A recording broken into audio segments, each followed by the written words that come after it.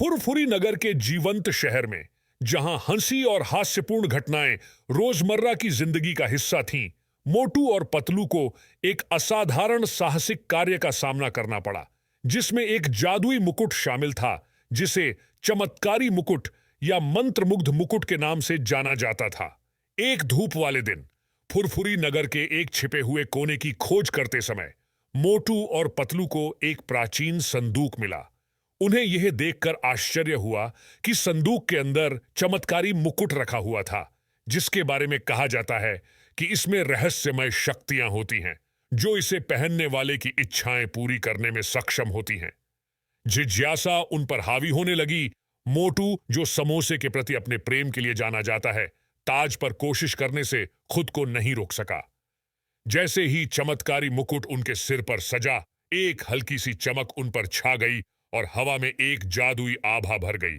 पतलू, जो हमेशा एक शांत चित्त मित्र था, ने मोटू को ताज की शक्तियों से सावधान रहने की चेतावनी दी।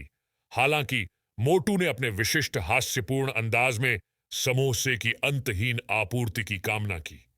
उन्हें यह देखकर आश्चर्य हुआ कि उनकी इच्छा पूरी हो गई और हवा जल्द ही ताजे पके हुए समोसे की सुगंध से भर गई। दोनों ने खुद को प्रचुर मात्रा में स्वादिष्ट स्नैक्स से घिरा हुआ पाया।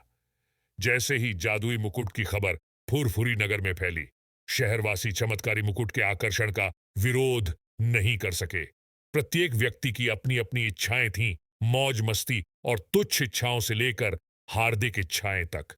हालांकि जैसे जैसे शुभकामनाएं बढ़ती गईं, एक समय के खुशी के माहौल में उथल पुथल मच गई। मोटू और पतलू को एहसास हुआ कि चमत्कारी मुकुट इच्छाएं पूरी करने के साथ साथ शहर में असंतुलन और कलह पैदा करने की क्षमता रखता है। व्यवस्था को बहाल करने के लिए दृढ़ संकल्पित मोटू और पतलू भटकी हुई इच्छाओं को इकट्ठा करने के मिशन पर निकल पड़े।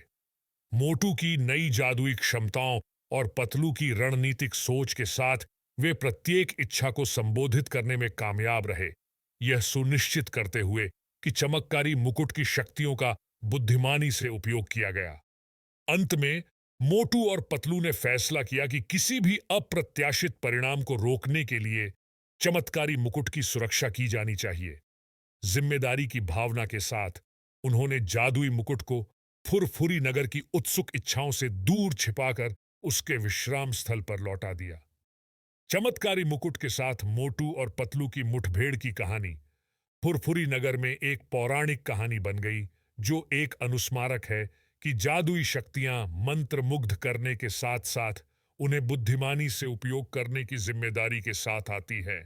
इस साहसिक कार्य से मिली हंसी और सीख पूरे शहर में गूंज उठी, जिससे मोटू और पतलू के हास्यपूर्ण कारनामों की जीवंत टेपेस्ट्री समृद्ध हो गई।